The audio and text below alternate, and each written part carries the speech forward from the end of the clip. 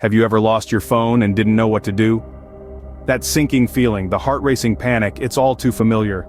Our phones are more than just devices, they're our lifelines, our connection to the world, holding precious memories, important data, and so much more. So understandably, losing it can feel like a catastrophe. The good news? There are ways to track down lost or stolen phones. But don't worry, tracking a lost or stolen phone might be easier than you think. Before we dive into the steps, let's understand how phone tracking works. Phone tracking fundamentally relies on a technology called Global Positioning System, or GPS for short. This system uses a network of satellites orbiting the Earth to provide location and time information. Your phone, when equipped with a GPS receiver, can tap into this network to determine its location. However, having GPS isn't enough.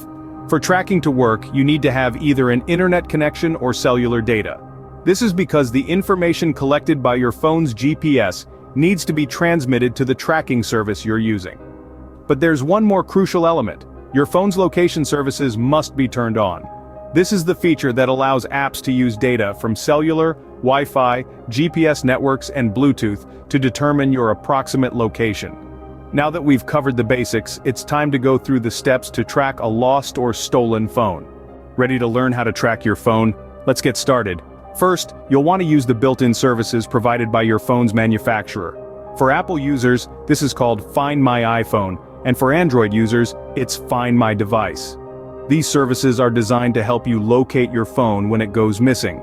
To begin the tracking process, you'll need to log into your account that's associated with your phone. For Apple users, this is your iCloud account. Android users, your Google account. Once you're logged in, you'll see a list of devices associated with your account. Select the device you're trying to locate. When you do this, you'll be able to view your phone's location on a map. This can give you a good idea of where your phone might be. Now you'll notice a few options. You can choose to play a sound on your device. This can be helpful if your phone is nearby but out of sight.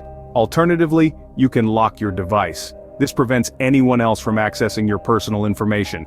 And if you believe your phone is truly lost or stolen, you have the option to erase all data from the device.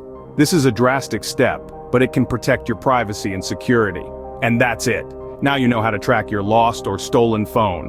To recap, here's what we've covered: the gut-wrenching panic of losing your phone, the fundamentals of phone tracking, and a comprehensive guide to tracking a phone.